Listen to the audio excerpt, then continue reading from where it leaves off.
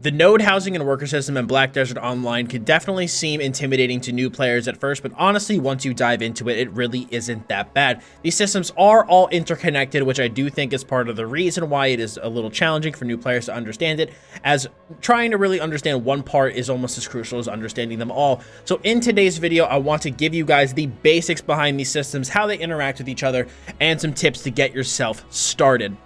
So jumping right into it, we are going to start with workers first. Now, a worker is an NPC that you can hire to send to nodes or houses to craft items and collect materials. Workers need to be hired from a work supervisor and come in either gray, green, blue, or gold quality. Now, it costs energy to hire a worker. Now, you might think it's a good idea to hire a gray or naive worker and upgrade them over time, but nope, it just simply isn't. I personally recommend never hiring gray quality workers and always trying to re-roll for green or better. Gray quality workers are just simply not worth the time or energy to have in your employment. Now, a quick side note off of that first explanation, you might be wondering what energy is. Now, you gain energy from talking to NPCs with a question mark above their head around the map. So your first interaction with those NPCs will give you knowledge, which in time gives you energy. Now, having alts early on as well can be very helpful with this to get your nodes all set up, since all characters have the same energy cap, but individual energy bars. And energy also will recuperate over time or can be refilled by using an energy potion. Now, workers will come in 3 different types: goblin, human, and giant. Papu workers also fall under the goblin category, and fattest workers also fall under the giant category. Now, goblins will have the fastest work rate, but the lowest energy, and no energy means they're not working. So goblin workers, they work quickly but need to be fed more frequently. Now, giants will have the slowest work rate but the most energy, so they need to be fed less frequently, but they do work slower. And humans are basically a middle ground between the two. So ultimately, it's up to you to decide what kind of worker you want to employ based on your playtime and how often you feed your workers. Workers can be fed with a multitude of different foods, such as beer, grilled bird meat, etc. And you'll want to feed your workers every now and then to make sure that they can keep working with as little downtime as possible. Workers also have different skills as well, and they learn new ones every 5 levels or so, up to a maximum of level 30. So you could try to place workers on the nodes that best suit their skills. Also, every 10 levels, a worker has a chance for a promotion test, which is a chance for them to move up in grade/quality. Now, if you have a worker that you no longer want, you could also fire them. You're fired. And just make space for a new one.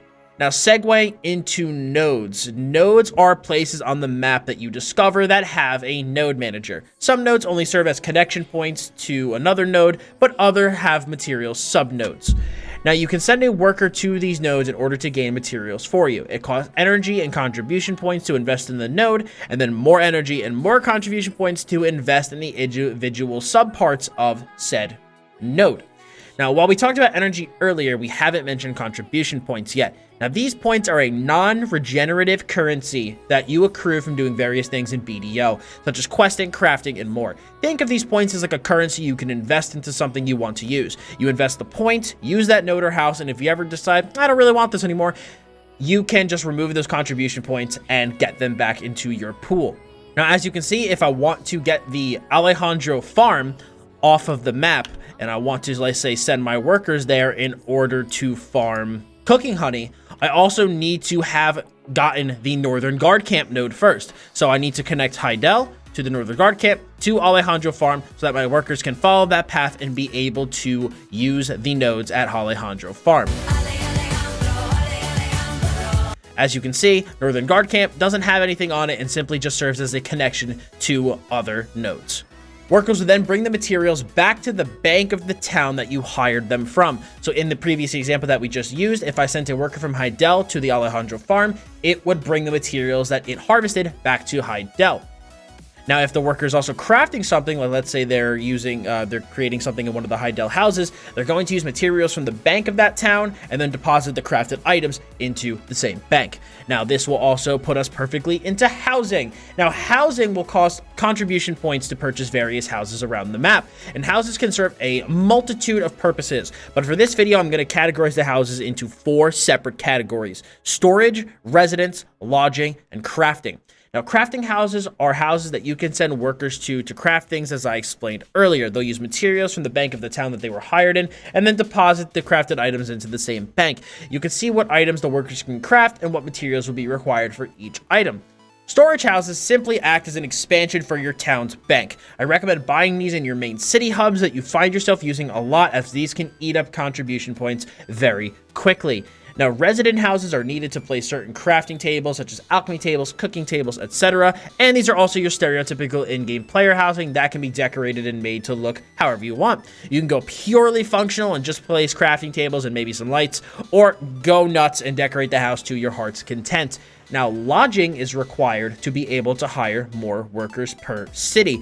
At a base, you can hire 1 worker per city, but if you want more, you'll need to purchase lodging for your workers. Houses have different levels as well, and it will cost silver to upgrade them. The more levels, the more benefit you get from that specific house. Sometimes you'll also have to purchase 1 house in order to get another as a prerequisite. So let's say I want to get here in Hydel. Let's say I want to get Hydel 412F. I'd have to get Hydel 411F, which I have, and then that'll unlock access to the next house. So as you can see, they have the little connections in between the various houses, so you know in what order you need to buy them. Blue houses are houses that you can purchase now, and once you purchase that, any prerequisites that you can unlock afterwards will then turn blue. All of these things are linked together, and is why I believed they deserved to be in the same video. Now, with all of this explained, you might be asking yourself, what's the best node worker setup? And I cannot answer that for you. What is going to be best is going to depend on any given player market scenario at any given time, how much playtime you can personally get in, and how you want to set up your own personal worker empire. Now, I recommend doing some research on the various nodes that you're considering investing points into, and see what they have and see what will work best for you and your needs. I will, however, tell you the best configuration to get yourself started. So what you're going to want to do is go to Velia and get the number 1 house, Velia 1. You can get room 1, 2, and 3 for lodging, and then any house you want as a residence. Now, you're going to hire as many workers as you can, green quality or above, and invest these workers in the following nodes: Finto Farm, potato and chicken nodes; Bartali Farm, chicken and potato nodes; Logia Farm, potato node; and Toscani Farm, corn nodes. Early game, you'll truly want to embrace your inner Samwise Gamgee and go hard on getting potatoes. Potatoes. Boil them, mash them, stick them in a stew. Now, using the chicken and various starches that you've gained from these nodes, you can use these to craft grilled bird meat and beer respectively to feed your workers as your empire expands. Velia is simply one of the best towns to act as a hub for creating food for your workers due to the nodes that surround the city. So this acts as not only a good place to get started with getting your feet wet in the node system, but also acts as an investment to feed the rest of your growing worker empire as you start to expand it.